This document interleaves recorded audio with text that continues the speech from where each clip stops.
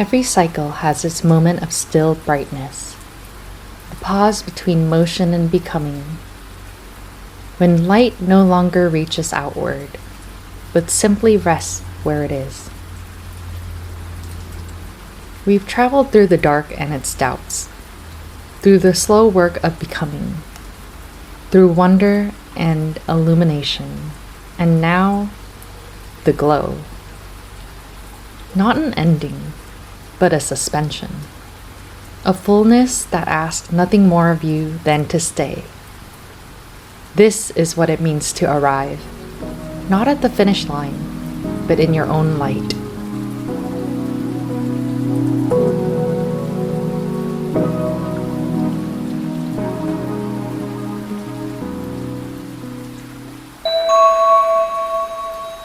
Phase 5.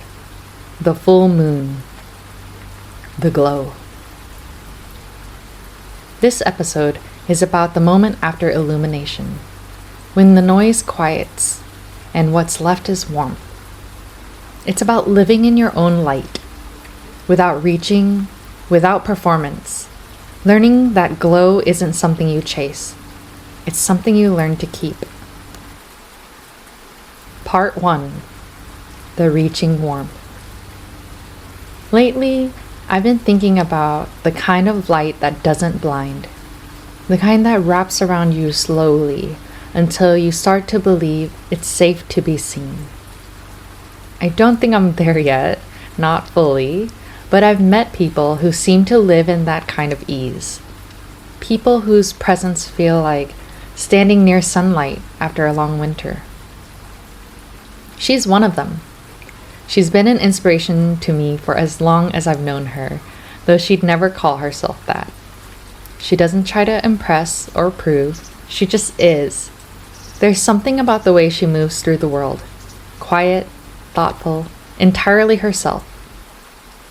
When I look at her, I see someone who's learned to glow without reaching.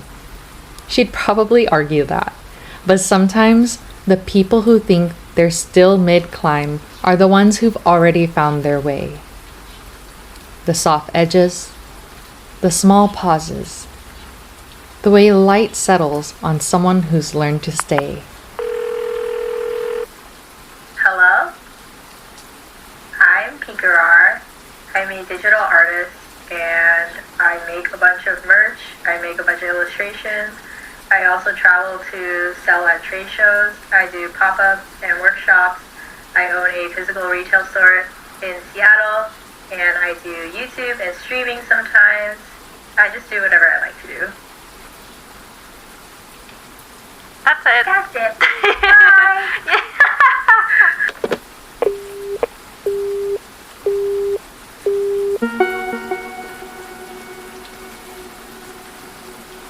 Part 2. The shape of the glow. The glow feels different up close. It isn't bright or showy. It moves slowly, like warmth catching on the edge of something and staying there. It doesn't chase attention. It just settles, steady, ordinary, and somehow enough. There's no urgency in it. No need to prove it's light. Just presence. Quiet, full, unafraid to take up space. Sometimes I catch it for a second. In the stillness after a conversation, in the small quiet that follows good work, in the way calm feels heavier than silence. It's fleeting but real, the kind of moment that leaves a warmth behind.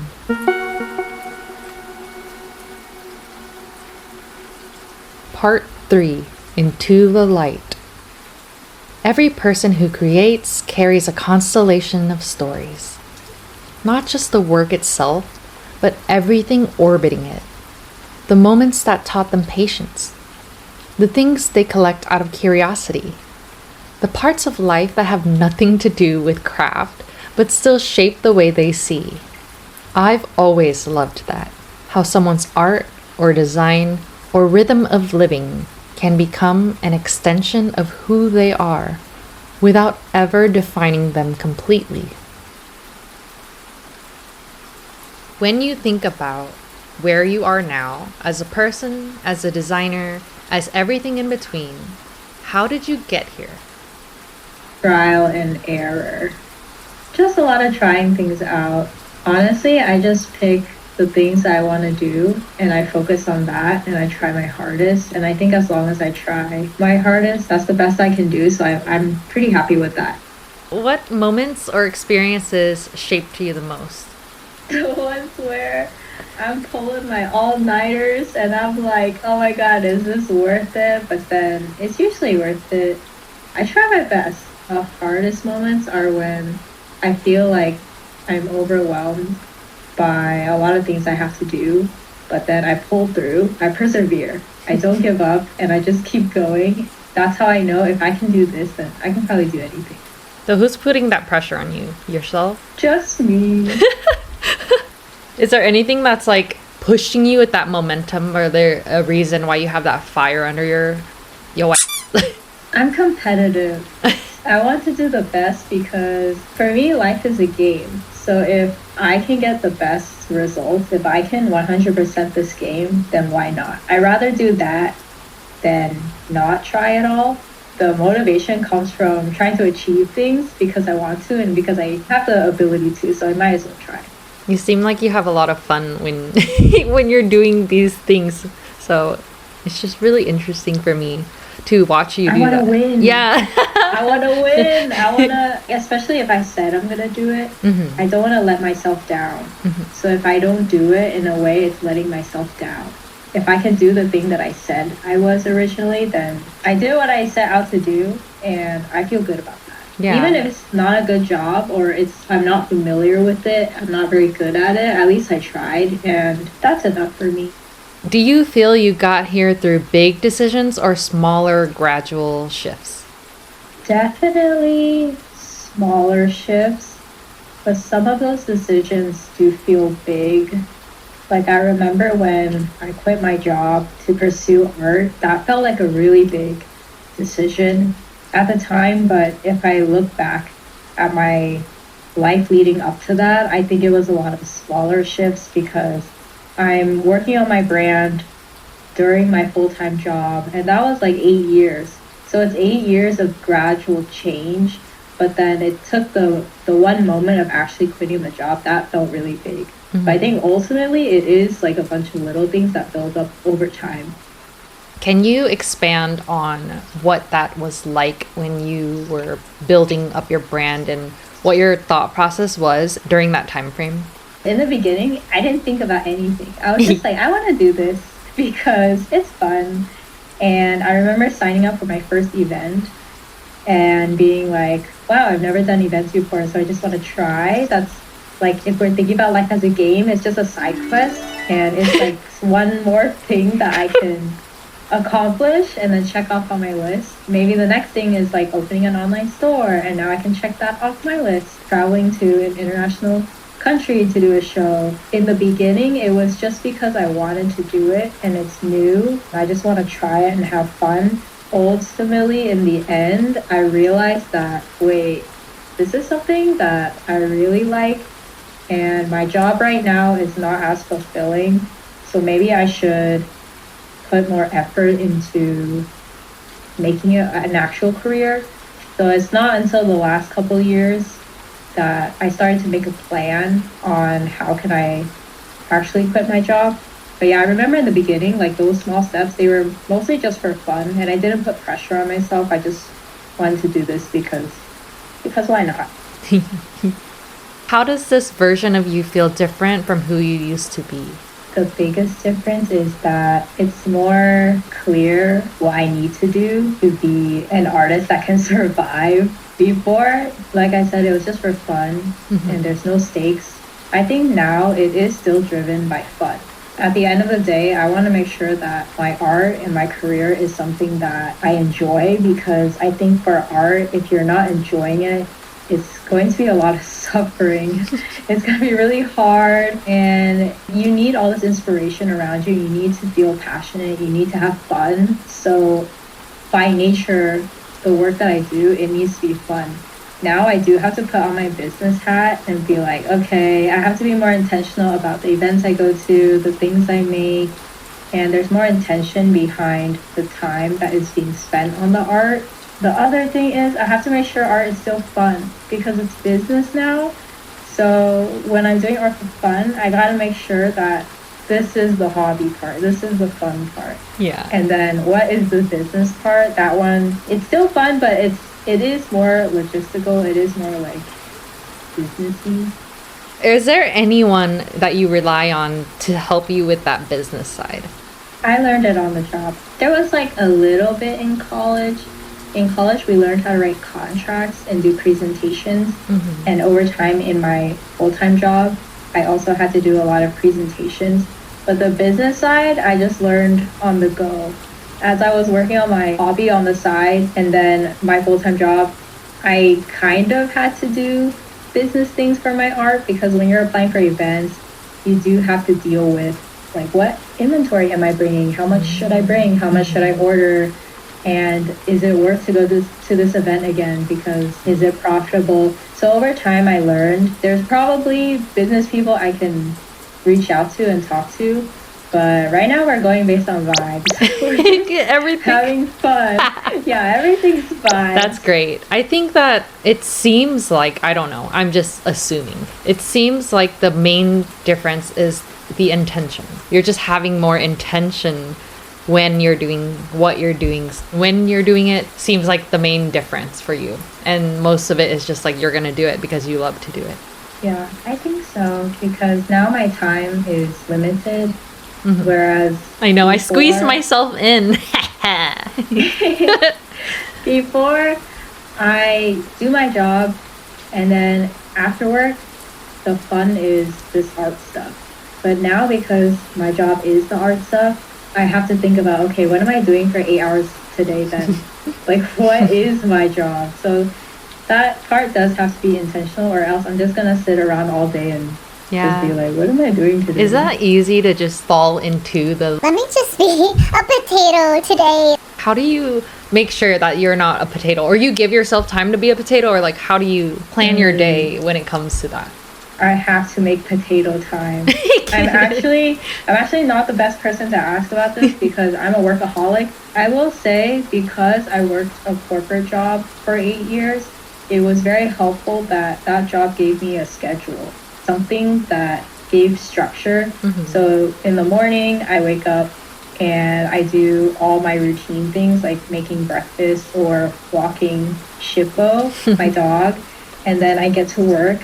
And I work until 5 p.m. So I would say I still try to maintain that schedule from working 9 to 5. And in between that schedule, I'm slotting in certain hours or certain sections to work on specific projects. Mm-hmm. So that helps me stay focused.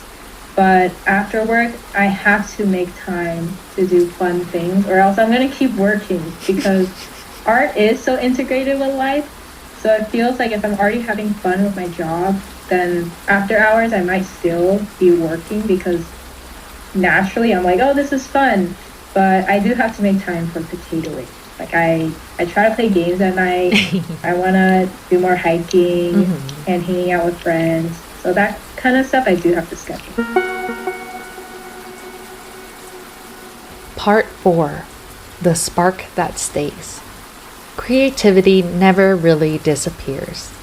It just changes shape. Some days, it feels like motion. Other days, it's quiet, almost invisible.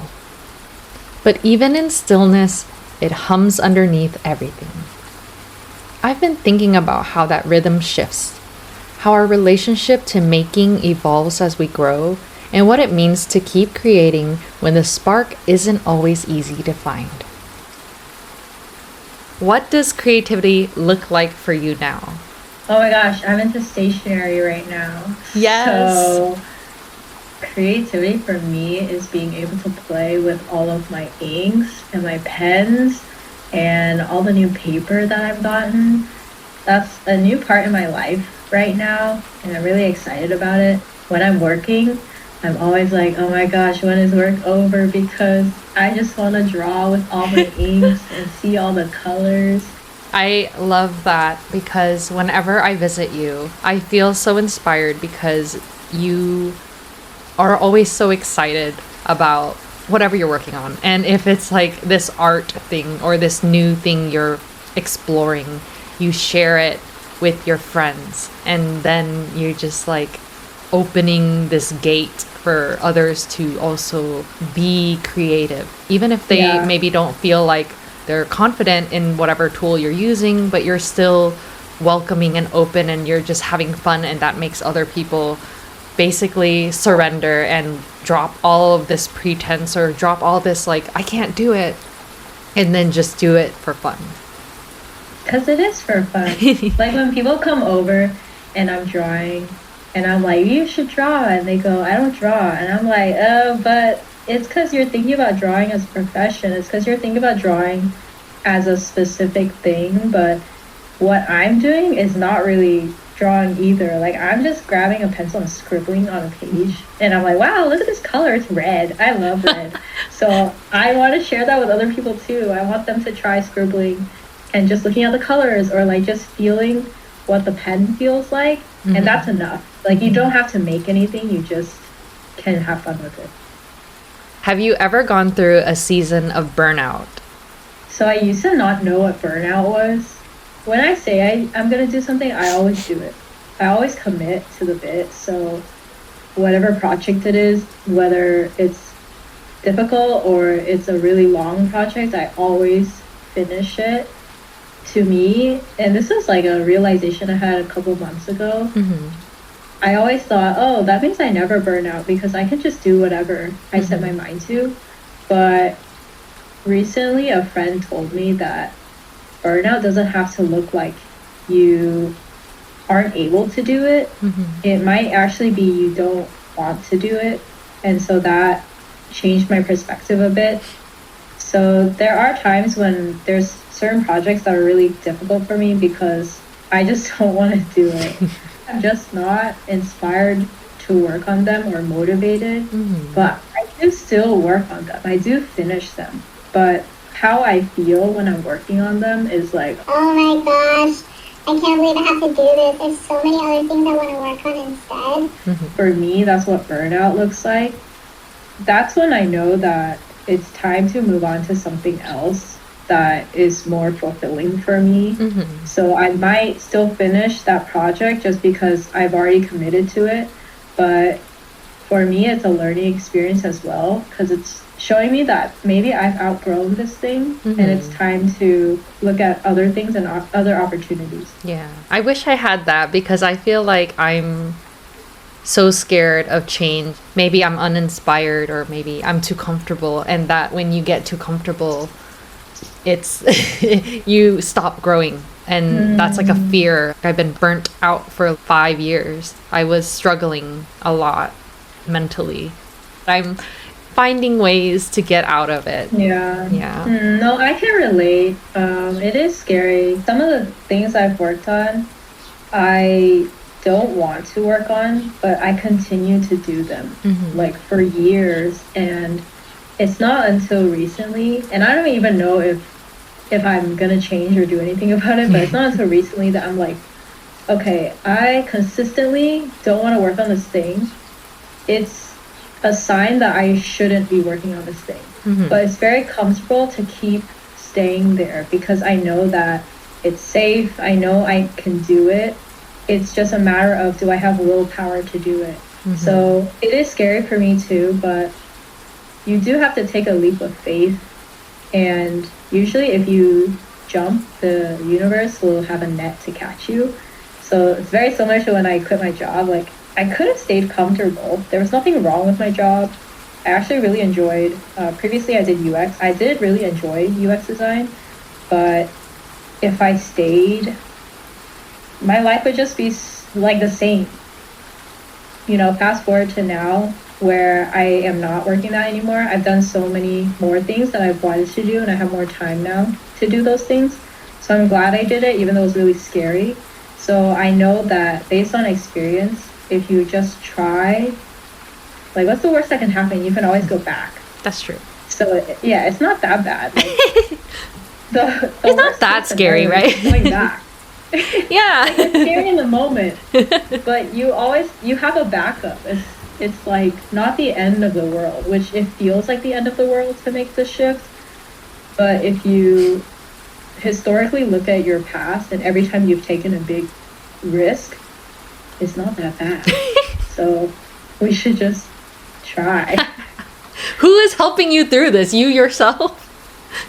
It's just me. I'm in my room like, Should I? Should I? For how long? You're like, Will I do it? Should I? What are the pros and cons? long enough to where it drives me crazy.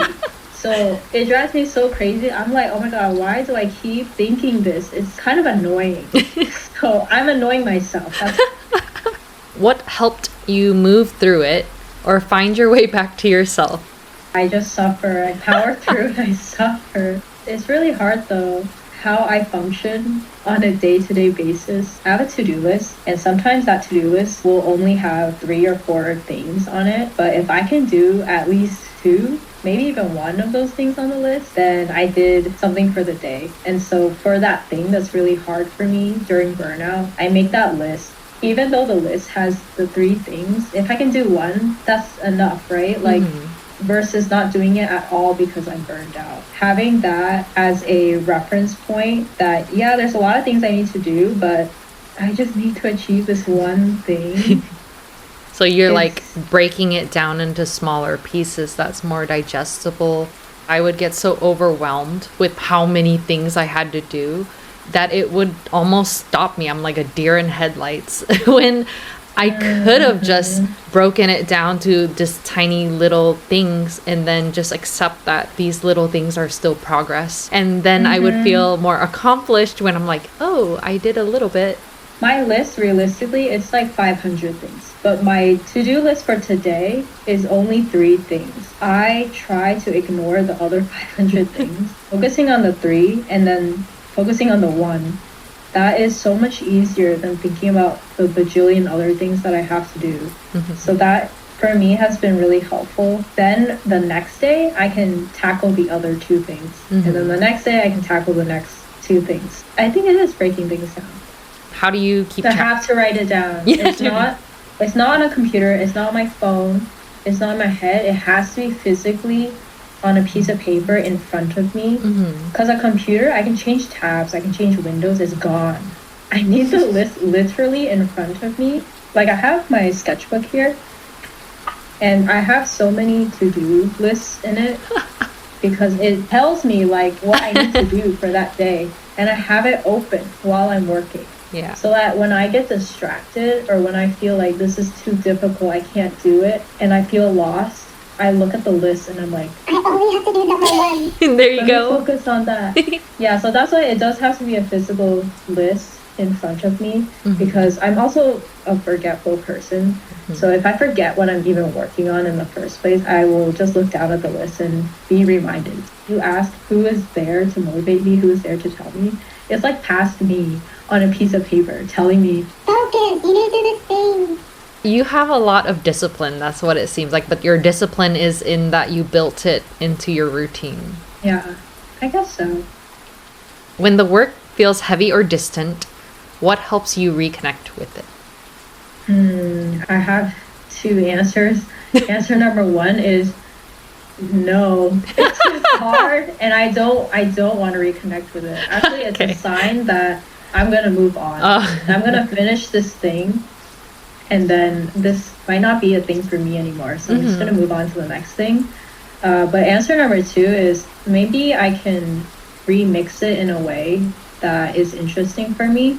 So for example, like if there's a project that I just don't feel motivated to do, maybe the remix is I just need to be in a different location. Do I work at a cafe? Do I work with friends? Do I get my friends' perspective on it? And maybe they have some insight that I don't know about, and that can be a different way to look at it.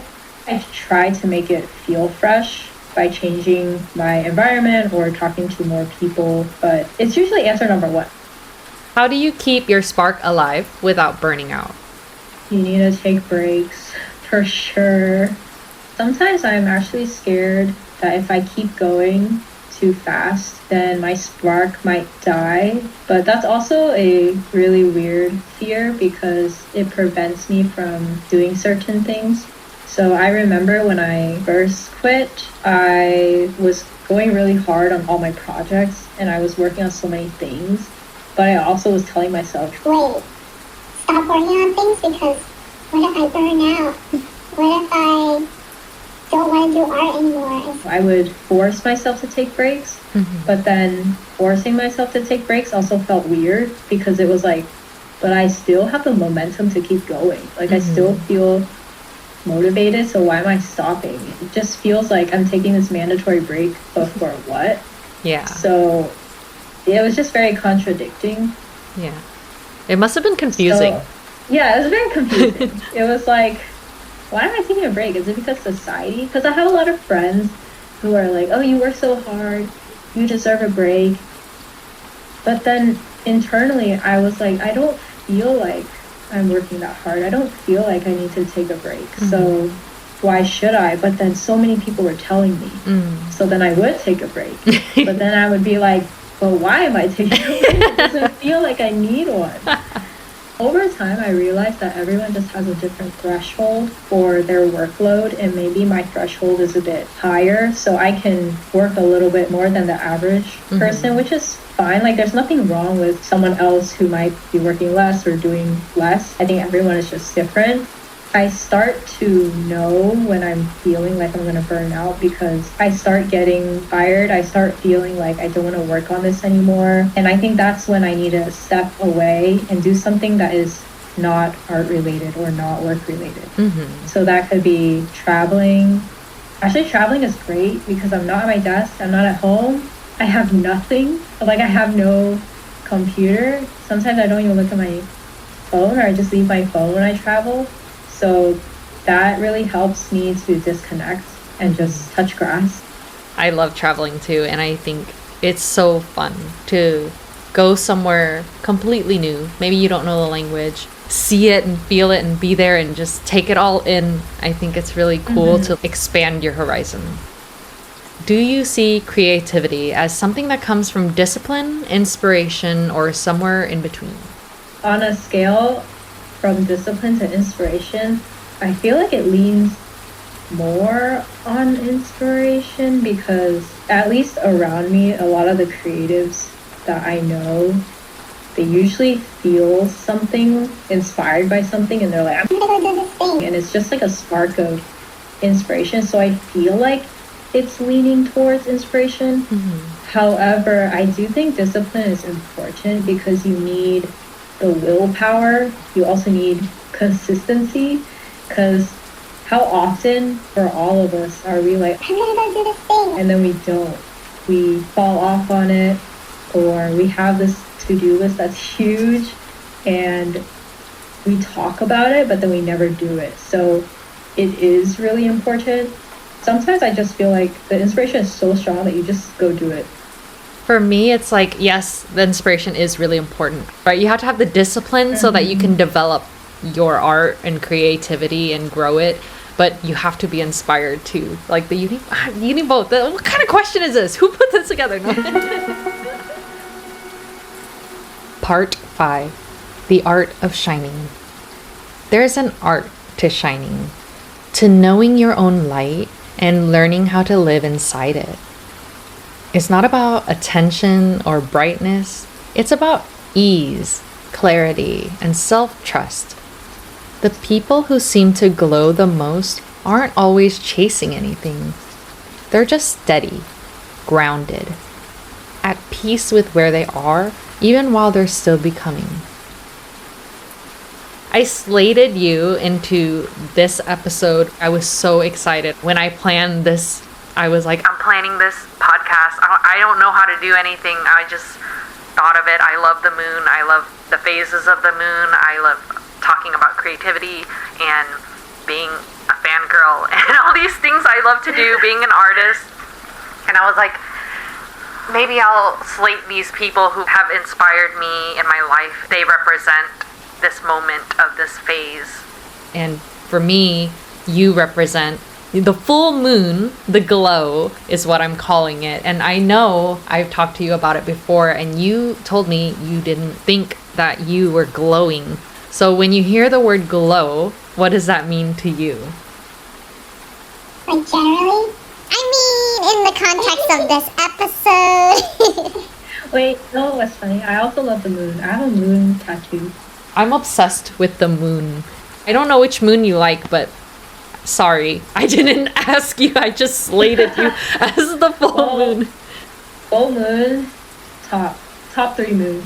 Okay, that's okay. Okay, top 3 moon. Especially, oh my god, especially when it's like huge in the sky. Yeah, it's the best. That's so cool. Yes, that's you. That's literally you to me in my life. You are the full moon. So that's why I want to know what you think of the word glow in the terms of being a moon.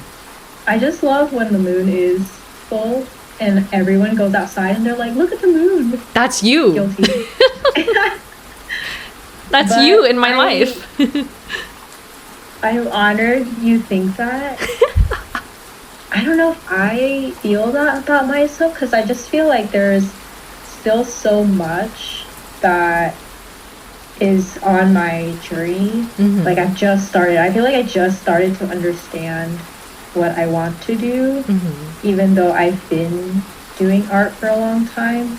But I'm still discovering what my art voice is. So it's an honor when people say that I'm so put together or like I just know what I'm doing. But I'm like, guys, I'm just going based on vibes. I'm literally just doing things because I like it. Yeah. Because it feels right. Like it feels like this is the direction that I should go, and I just trust the universe.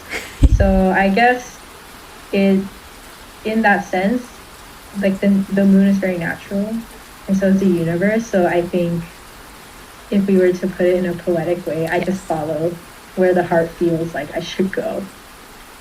For me, I guess in the context where I'm discovering these things, I think of the glow as you know who you are. You'll know the general direction you want to go. That's kind of what I see. And you're heading that way. I will say at the end of the day, I will do what I want to do. I'm still learning more about myself and what I want to do, but the feeling is very strong when I want to do something. How do you define success for yourself now?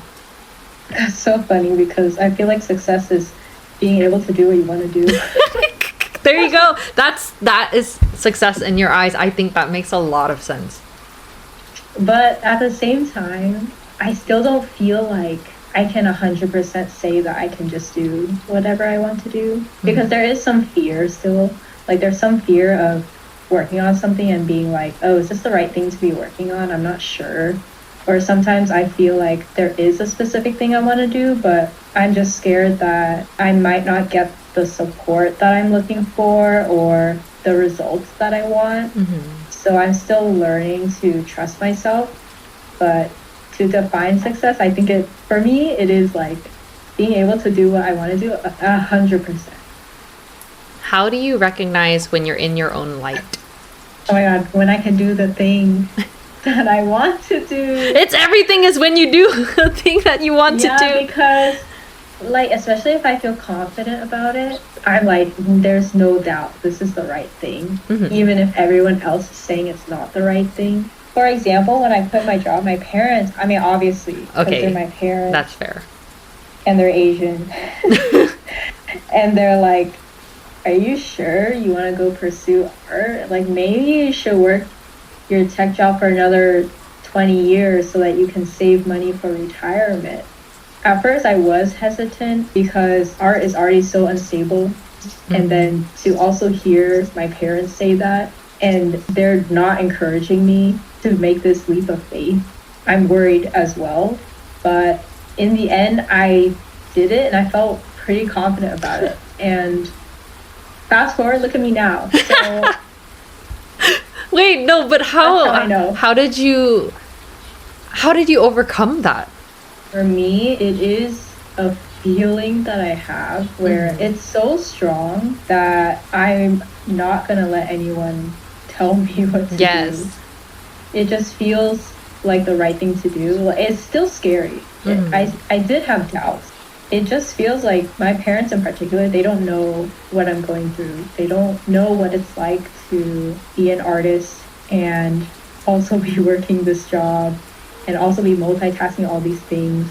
I rationalize that because they don't understand where I'm coming from, that's why they're worried. And I'm trying to explain to myself that they're coming from a place where they care about me. So they're trying to protect me and they're telling me to not do this because they don't think it's the right decision.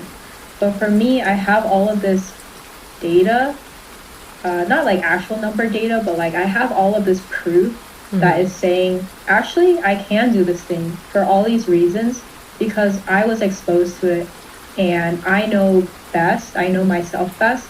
Therefore, even though they're worried about these things, I actually think I can alleviate all those and I will show them. I think that's what I'm saying. You have the glow because you have the confidence and you really know yourself. You know you have your own back. You know yourself well. You know that these are the experiences that you are dealing with. And I also feel like there was a moment where I was like that too before I went through the burnout.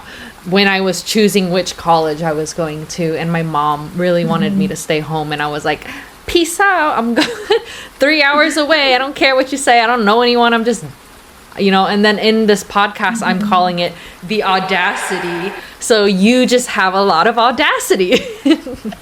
No, that's true. I think if you have audacity, respectfully, I think you can get a lot done, but don't be too delulu. On a scale of delulu to, I don't know, rational confidence, you can go overboard, but you should also trust in the history of your facts.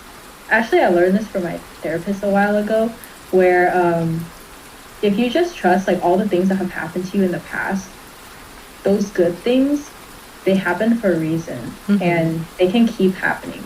So for example, with you, like you're doing so well at your job and you're carrying the team and you're doing all these things with all these like cross-functional partners. What's to say you can't do that at another job? So you should trust that. So I think trusting in the things that have already happened, there's some reassurance with that for the future. I have been doing these things in my job that are at a level that I should be, but I'm not in title. In actuality, I'm already like working in that level. And so it's also always been really hard for me to talk about myself or feel confident or like feel like where is that line where confidence is turning into hubris. It feels almost wrong to be like, I'm confident, I'm the best, I'm great, I'm brilliant. And how do I make sure that I don't cross that line? When would you know that that's too much? That's why I said respectfully. Where is respectfully living? It can be difficult, but some of my principles is be nice to others, give others the benefit of the doubt, but also don't undersell yourself, because if you're already achieving at a level higher than your label, for example, then it shows that you have the capabilities and you can check with the people around you. I think that helps too, is not getting so in your head, because when you get in your head, you can cross that line and be like, I'm so great, like look at all these things, people don't appreciate me and like they, they're taking advantage of me. But you should also check with your peers, like do they feel that way with you? Are you someone who's dependent? Are you someone who's actually doing the things that you're saying you're doing? So I think that having other people is a good reality check, in my opinion. Do you think people can lose their glow, or is it always there waiting to be found again? It's always there. I think you can fall off though. There's times when, personally for me, I know that I could be doing more because in the past I have, but an example right now is I've fallen off on some of my deadlines, but the reasoning I'm giving myself is I need to take care of my health. Like, I sleep better now, I actually eat better now, so I'm not sacrificing those things, and those deadlines can wait. Versus back then, I think I just powered through everything to get everything done really fast, but then I would ignore and neglect my health. In a way, for me, I'm like, am I not working as hard as I was back then? Because I'm falling off on these things. But I think it is reasonable for me to also be like, but my priorities are different now. So I think it depends on your life. It depends on the context that's given. It can happen where you feel like you're not yourself anymore, or you're not the best that you were before. It takes discipline, like we said, or inspiration to get back on it, or even just a community. A community can help bring you back to. Part 6. Guided by the glow. Everyone has something that steadies them. A belief, a rhythm, a pull that keeps them facing the right direction. For some, it's faith. For others, it's the work, or the people they love, or simply the trust that they'll find their way back when they drift too far. I think of that center as a kind of compass, a quiet glow you follow when everything else fades to shadow. What keeps you grounded when things around you are shifting or moving at light speed? Actually, kind of cheesy. It's he's very good at grounding me. Ow. Because I do get super in my head, and I try to do everything by myself or really fast and a lot of things at the same time. But he can usually see when I'm stressed, and he's like, stop doing everything and let's just go sit on the couch. And I don't want to, and I'll just be like, no, I have to keep going, and he's like, no, and he forces me to just take a break. A couple minutes into the break, everything kind of just fades away, and I'm like, actually, yeah, it's not that bad. Like, I need to make my to-do list again. I need to just focus on those 3 or 1 thing. And usually he helps too. He's like, hey, you're trying to do everything again, so what is it that I can help with? And then I start giving him things that he can help with, and then we do things together. Having someone to call you out on these things that you're just stressing yourself out by yourself is nice, and then taking breaks. Sometimes I feel like our other halves know us better than we know what we need in that moment. Like, they know us better than we know ourselves. There's a lot of times where I'm so stressed out, and Dad is so considerate, and he just knows when I am. Acts of service is our love language, and he will make food that I am feeling so sick, and he will be making me a soup because he knows I love soup, but he doesn't love soup. But he'll make me soup because he knows, like, that I was feeling really sick. He knows exactly what I can and cannot eat, how spicy it is that I cannot eat, and then how much I eat. He knows exactly how much I eat. I'll be like, that looks like a lot, and then I'll eat it, and he's like, you ate all of it, and I was like, yeah. Oh my god, this is saying, it's like, see, you ate it all. I know, and I'll be like, that doesn't look like a lot, and then I'll like eat it, and then I'll get full. Actually, I'm really happy that you and Fom got married, and also just that you found each other, because he was like a mopey, sad sponge. Outing him. I'm outing him right now.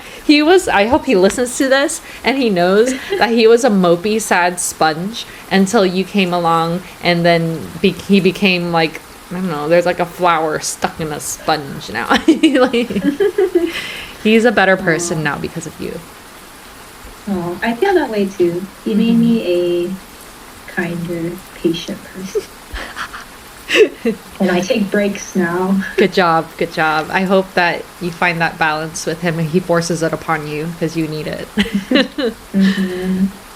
Are there any practices or rituals that are not forced upon you that help you stay connected to yourself? Morning pages.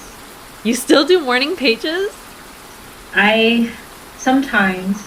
How often? Tom does them more often. He does them like almost every day. wow. I want to say for me, it's a couple times a quarter. The beginning of this year, I was like more consistent. And then when I'm feeling lost, that's how I know I need to get back on it because the to-do lists are not enough in those times. It's like, okay, I have these things to do, but like, what is the big picture? Sometimes I lose sight of the big picture. And big picture for me is like, I just want to draw. I just want to make art. And sometimes I'm working on so many things. I'm adminning, I'm managing people, I'm signing up for a bunch of projects. But then the big picture is like, wait, I'm doing all these things, but I'm not making art. So that's when I feel the most lost. And I'm like, how did I get here? How do I get back? How do I make that a routine? So that's when I feel like I need to write because it helps me think more about my intentions and be more retrospective about it. In my last episode, my friend Julia and I, she's a designer. She did the artist way too. I was telling her how I did morning pages for the first time, and then I started to have like these vivid dreams. Like, the dreams were so vivid. I thought it was just so weird. Like, it's so weird that I remembered every single thing in my dream. Like, it was so vivid. And so I was wondering if you ever had something like that when you did morning pages. It's actually related. Is it? Yeah, it's related. I studied dreams and sleeping in high school and lucid dreaming. Have you ever lucid dreamed? It's like when you can vividly remember your dream and it feels so real that you can start controlling your dreams and being more proactive in them. And how to practice that is by remembering your dreams more. And how to practice that is by writing when you wake up. So it is related because once you wake up and you write down what you dreamt of or like your latest thoughts, you start to develop this habit for actually remembering your dreams and actually knowing and calling out when you're dreaming. So that's how it's also related to lucid dreaming is you can detect when you're dreaming and then you can start controlling the dream. So yeah, morning pages and dreaming, it is very much. That is why. It was like almost immediately. I thought it was the strangest thing. As a person with horrible memory, I was like, what the heck? It helps your memory too. Is there a belief or philosophy that's guided you through change? YOLO. YOLO! No, fair. That's fair. That's fair. Because it's true. Have you heard of law of attraction? No? Actually, Artistway talks about it too. But these days, people call it manifestation. But I discovered the term when I was 12 because my mom, she showed me this book and it was about law of attraction. And it's basically a new thought belief that is positive or negative that brings positivity or negativity into your life. It attracts like. If you put positive energy into the world and if you're doing things and working towards the thing that you said you want to do, most likely the universe will give you that thing that you want. You're also actively working towards it. Sometimes manifestation, I think like present day people are like, as long as I believe it, it'll happen, but it also takes effort to make it happen. Yeah, like when you're manifesting, you also have to work towards it, whether that's like small little steps or can be a big step too, but it is all connected. So I've always used law of attraction for everything that I've done, and it has proved to work time and time again. I didn't think about manifestation as thinking it versus also physically doing it or actively working towards it. That's a huge difference in what manifestation can mean to a person. One being just thinking it, one being actually working towards it. Yeah, and working towards it doesn't have to be hard. Like it doesn't have to be a huge sacrifice, for example, or I don't know, because sometimes when you say like you have to work hard, that feels difficult, but it's enough to just start doing little things too. The nice thing about law of attraction too is that you attract people. Like it's not just you thinking about it and doing things, you also attract other people that want to help you. What do you hope your work or the way you live leaves behind for others? I've always thought part of my mission for doing art was to help other people who want to do art to pursue it too, because I was fortunate enough to have a childhood where my parents, they did encourage me to do art. They didn't really know what it was, but they did let me explore and paint and draw and whatnot. And so I have friends that didn't have that kind of childhood, and I wonder if they had something that was encouraging in their childhood, would they actually be able to pursue the things that they want to?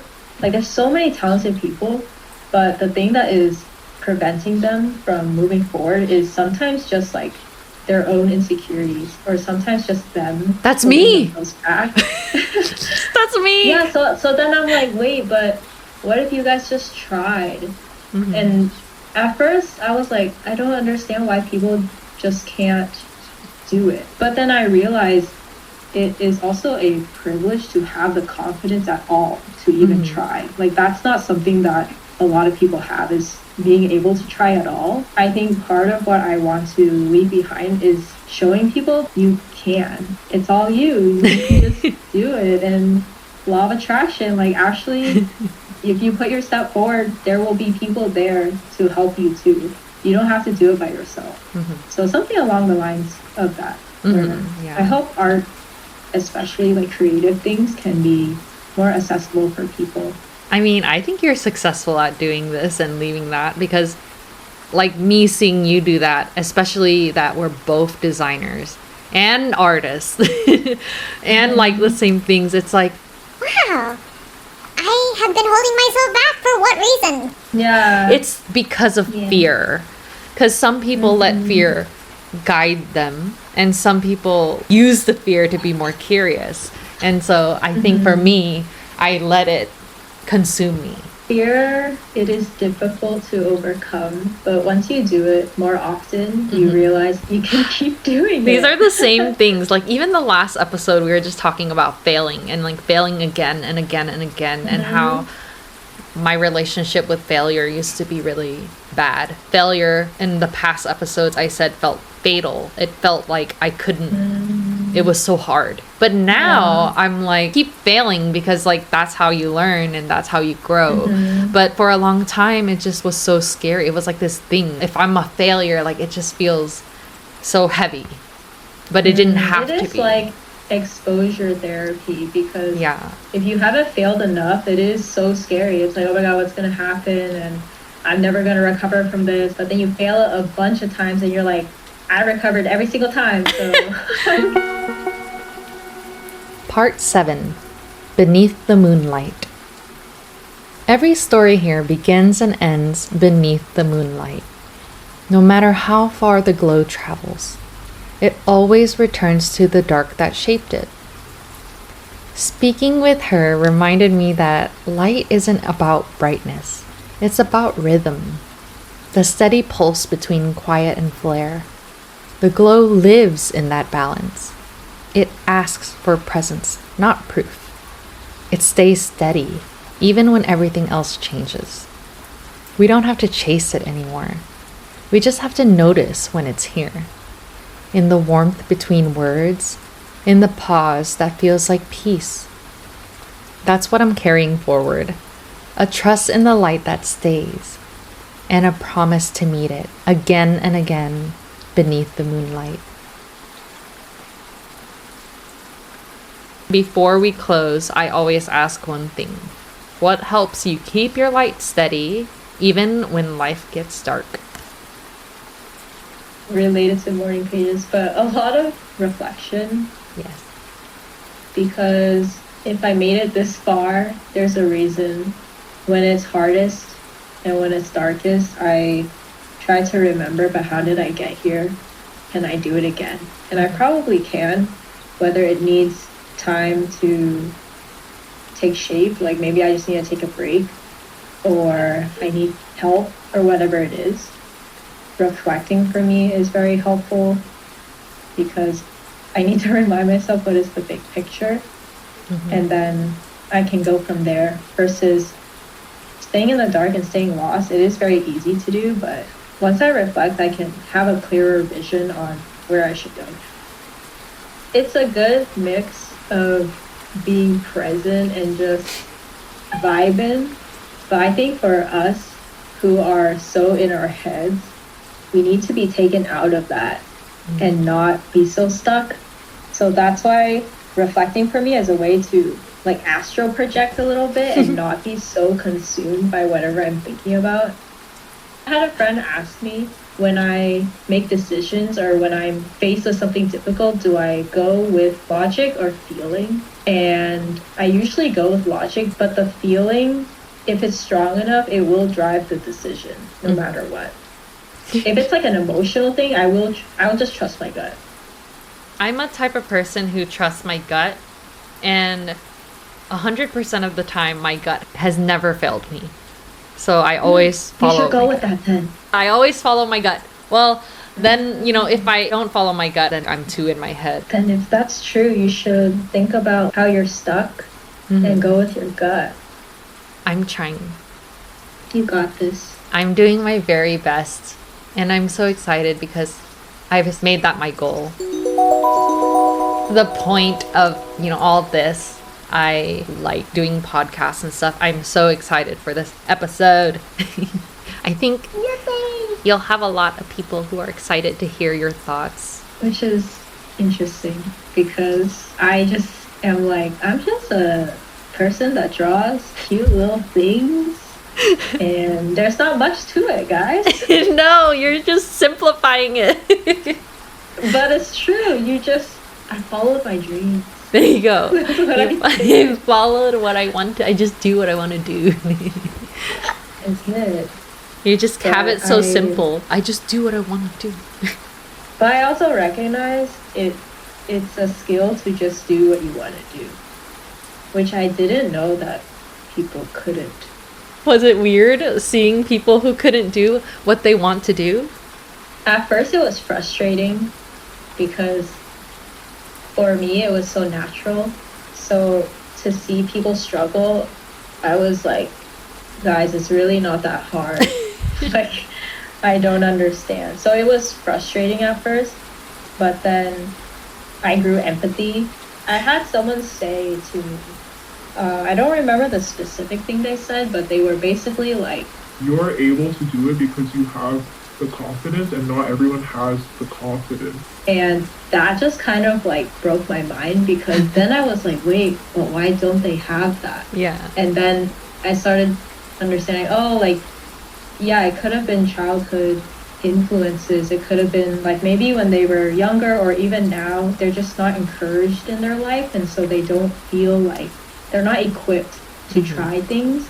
Even though trying things in retrospect is not difficult, like held at gunpoint. Like, just do the thing. Like, just do the thing. You physically can do the thing, but mentally they're just not equipped to try. Yeah. So that for me really broke my brain, and now I approach it with a little bit more patience, and I try to figure out, okay, why don't they have the confidence? Is there something that we can introduce, or is that something that I can help with? Is that something that they just have to figure out?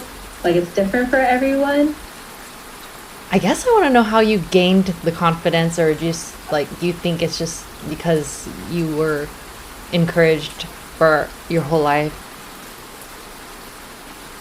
I think for me, it probably is related to childhood because I've always been encouraged to do art, whether it was bad or good.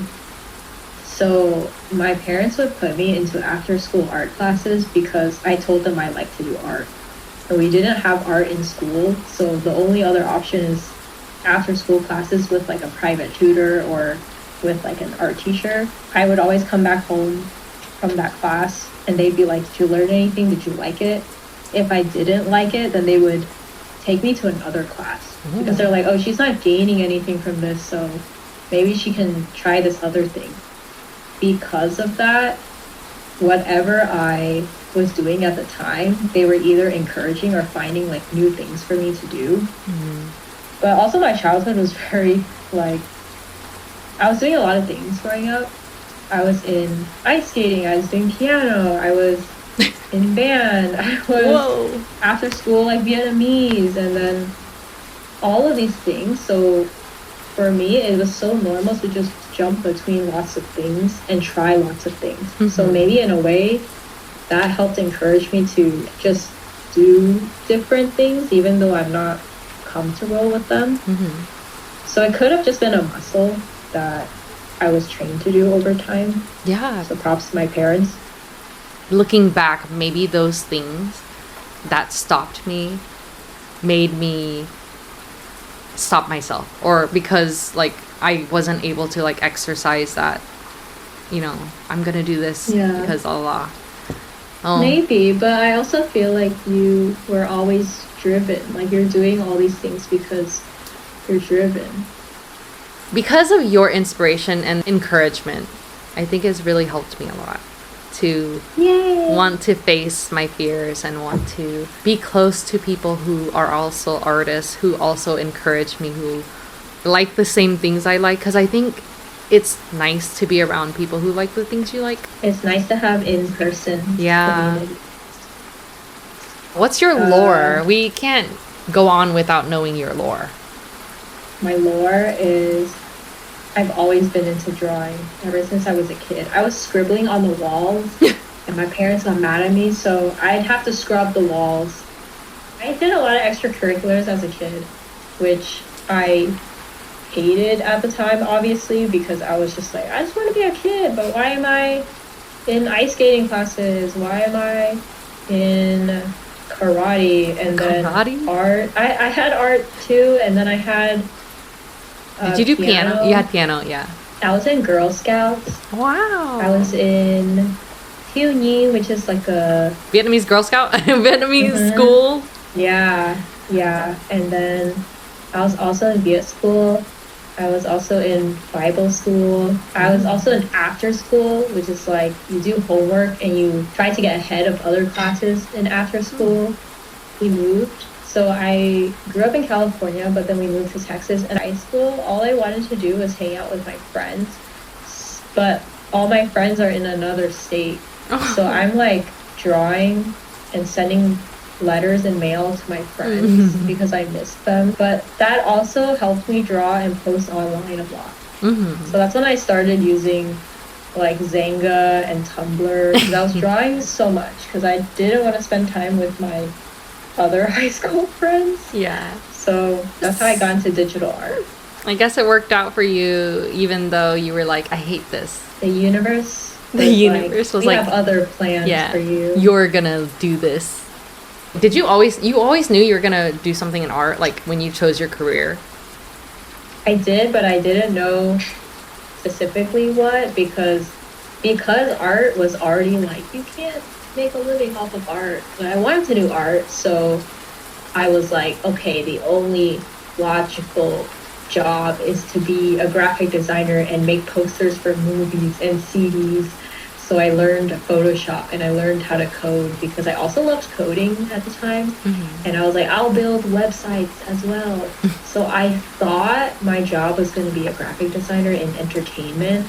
But then when I went into college, I learned so much more about design and art. And I realized, oh wait, there's other things I want to do. And I actually didn't want to do illustration because I just thought it would be so tedious to, especially in like the animation industry, to be drawing like 300 of the same character and drawing all day for hours and hours. Like that wasn't what I was interested in.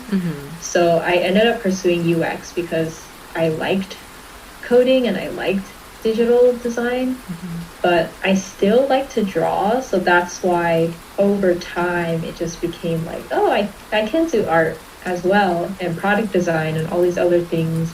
But it wasn't like a I'm doing this exact thing when I was younger. I just knew it was creative related.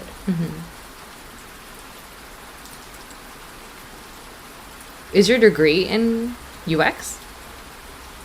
My degree is in fine arts, but I have a minor in product design UX. Oh, what? It was like a course that we could take, but I think the degree that like all designers got was in fine arts. Oh, interesting. I have a degree in visual communications, but I think because I'm older, UX wasn't really UX class you could take. And so a lot of people come from all walks of art, and not even art, anthropology or like industrial like majors, design. right? Yeah, different majors. So I went to a university and they did a lot of industrial design type of thinking. And I loved that. I was amazed with it. And I didn't know. I thought I was going to be a graphic designer. I thought I was going to go and become a person who worked on branding. Because I loved the way it looked as a set.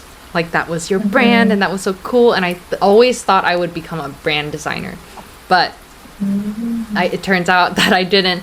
My friend got a job in UX and I was like, wow, you're making like so much money. What? Like it was like 71,000 at the time. And when I was looking at graphic design jobs, it was like 31,000.